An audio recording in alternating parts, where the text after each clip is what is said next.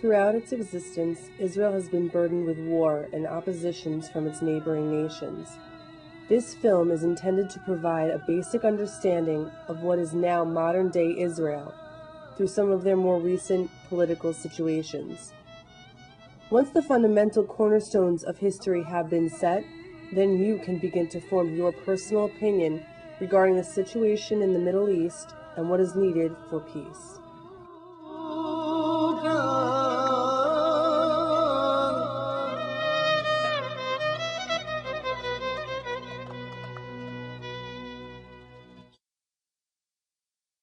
The date is May 14, 1948. The first ever Prime Minister of Israel, David Ben-Gurion, announces the establishment of the State of Israel. In his speech, he proclaimed the, quote, self-evident right of the Jewish people to be a nation, and the establishment of the Jewish state in Palestine to be called Israel.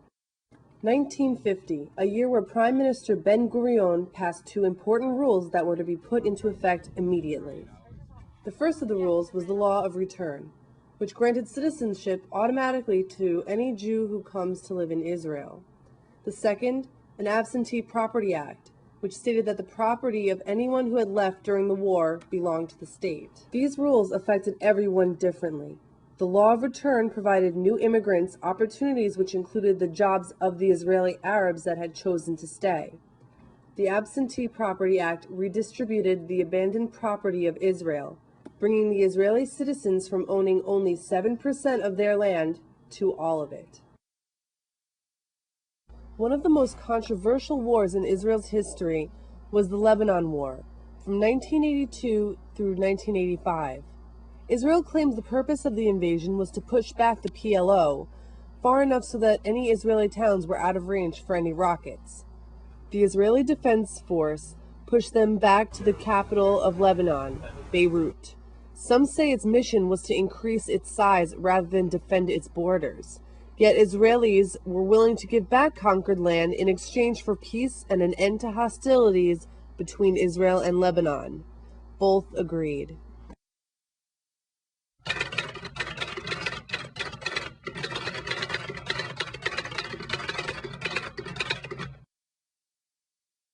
In November of 1995, Israeli citizen Yigal Amir shot and assassinated Israeli Prime Minister Yitzhak Rabin in what he explained as an act to save the Jewish people.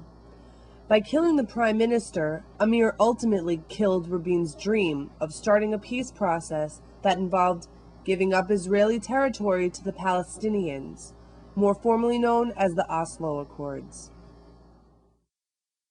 Listen as one of the Israeli Hillel Birthright group leaders relays her personal experiences of the event. He was murdered by Jewish Israelis. He lived in the same neighborhood where I grew up. His mother has a kindergarten, which many of my friends went to. He's one of us. It's not some Arabic terrorist that penetrated our lives and changed them. It was one of us. No one could ever imagine that in 5 years people being killed every day in buses, in malls. There must be security for all, or no one is secure.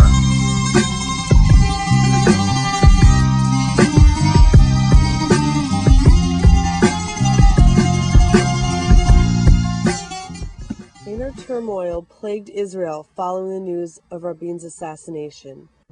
And from then until 1996, Shimon Peres was elected to the position for the second non-consecutive time. Peres picked up where Rabin had left off in support of giving land to the Palestinians in hopes of peace relations in return. In 1996, Benjamin Netanyahu was chosen to be the next prime minister, but unlike Rabin and Peres, Netanyahu took the opposing side to the Oslo Accords. He stood firm in his beliefs that giving land to the Palestinians would ultimately not keep them satisfied. Netanyahu once stated, "When Perez promised little, he had promised too much," and thus began the end to the Oslo Accords.